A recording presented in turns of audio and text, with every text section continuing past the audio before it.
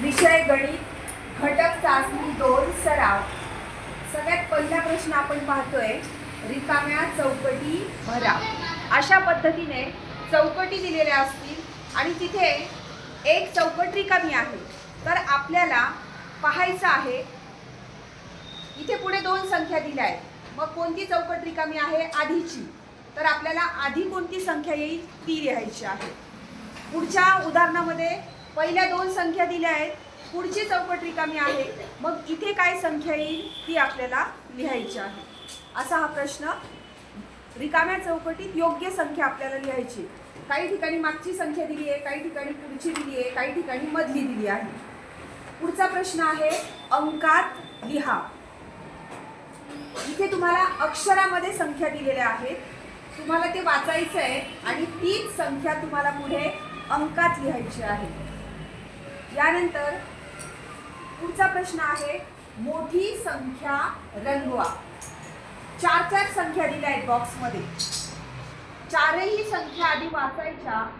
चारींमध्ये कोणती संख्या सगळ्यात मोठी आहे ती ठरवायची आणि त्या संख्येचा जो बॉक्स आहे तो बॉक्स आपल्याला रंगवायचा आहे।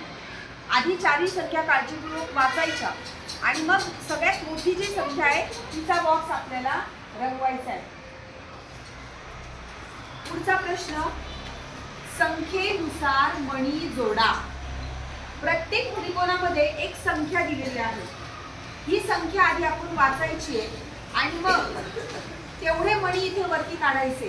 पण आधी काही मणी दिले, आता इथे 7 आहे, पण एक मणी आधीच काढून दिलेला आहे, मग एक मणी सोडून अजून किती मणी जोडले तर 7 होईल ते आपल्याला पाहायचं आहे। खाली जेवढी संख्या आहे तेवढे वरती मणी आले पाहिजे।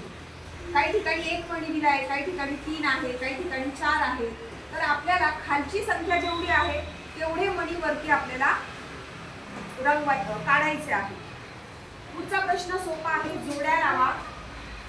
एका बाजूला दशक दिलेले आहेत आणि एका बाजूला संख्या। उदाहरणार्थ 3 दशक, मग 3 दशकचं उत्तर येत आहे 30। 9 दशक, 9 दशकचं उत्तर 90। दशक आणि संख्या यांच्या जोड्या लावायच्या आहेत।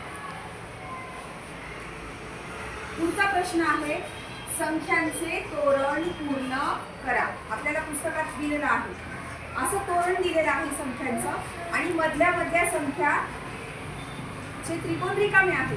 मग आपण पाहायचंय उदाहरणार्थ 34, 35, पुढचे 2 त्रिकोण रिकामे आहेत, मग पुढची काय संख्या येईल ती लिहायची। पुन्हा एक संख्या दिली आहे, पुन्हा पुढची संख्या रिकामी आहे, म्हणजे संख्यांचं तोरण आहे। तर रांगेत संख्या दिल्या आहेत क्रमाने, तर योग्य त्या ठिकाणी योग्य ती संख्या लिहून ते संख्यांचं तोरण आपल्याला पूर्ण करायचं आहे। अशा प्रकारे घटक चाचणी 2 साठी या वेगवेगळ्या प्रश्न प्रकारांचा आपल्याला सराव करायचा आहे।